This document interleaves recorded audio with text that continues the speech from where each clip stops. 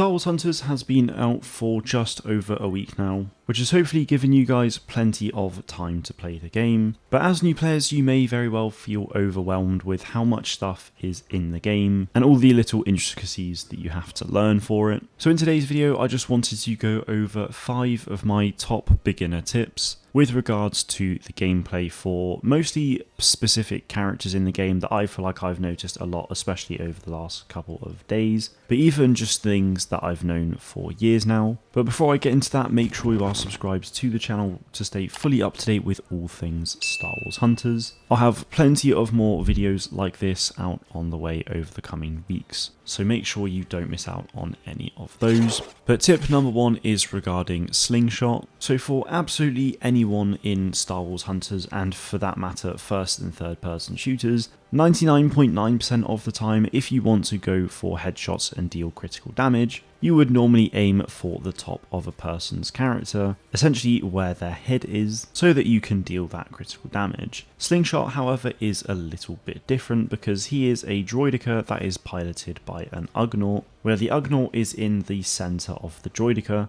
and natural instinct is to go for headshots of the droideka in order to deal critical damage, but that is actually not the case for Slingshot. Instead, you have to hit the head of the Ugnaught called Dizzy in order to actually deal that critical damage, so you essentially have to hit center mass instead of the top of the droideka. Naturally, you may have already found this out just by playing the game, and that goes for pretty much most of these tips, but I think it's always worth reiterating just in case.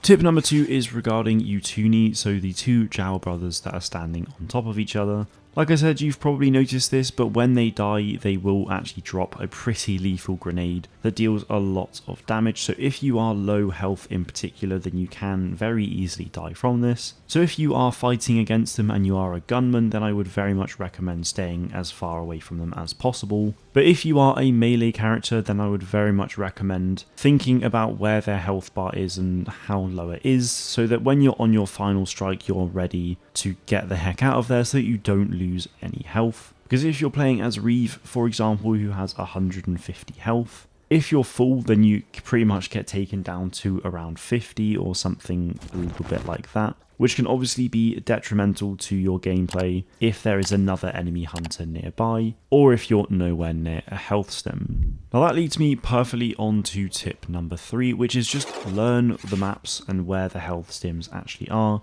so that if you do get into a spot of bother and your support character is nowhere near you, or you just don't have any in the game, you know exactly where to go to get health at any point in the game. Now I will be doing some map guides for each map over the next few months, so do keep an eye out for those so that you can learn exactly where all of the health stems are and the best ones to go to depending on where you are in the map.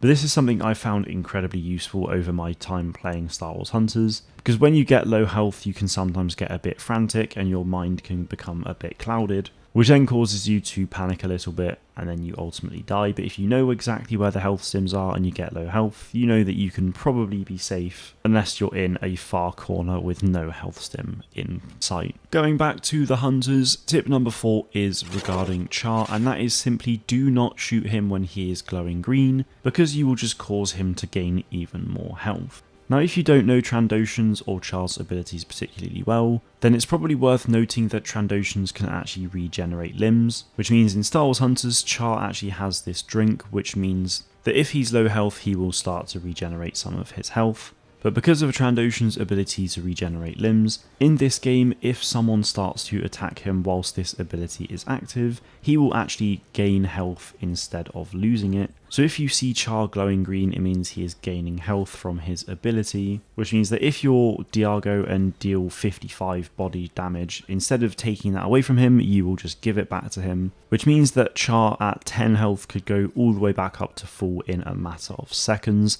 So if you do see this happening, just stay well away from him until this glowing effect has disappeared. Now the final tip I have for you today is regarding Aaron Tool. And this is simply just the fact that obviously you know he has his dash ability, but he can still dash whilst he's using a jump pad as well. So if you go onto a jump pad and you're mid-air, you can use his dash ability whilst you're in the air, which can be incredibly useful for either getting out of a situation or getting to high ground quickly, or just taking a different path that your opponents won't necessarily expect. Now this dash can be used at any point during this jump following the jump pad, so it's definitely best to try and learn the maps a bit for that as well, and just figuring out where the best points are on a particular jump in order to use it so that you can get away from things. And because of this, I've been able to get around maps faster, I've been able to get out of sticky situations, and I've been able to just rotate round and take out some enemy opponents. So this is something I would definitely recommend you doing as well. But that is it for these 5 tips today. Hopefully these tips helped you though, guys. Let me know in the comments if they did, and let me know what else you'd like to see tips on. That is it from me today though. Thank you all very much for watching, and may the force be with you always.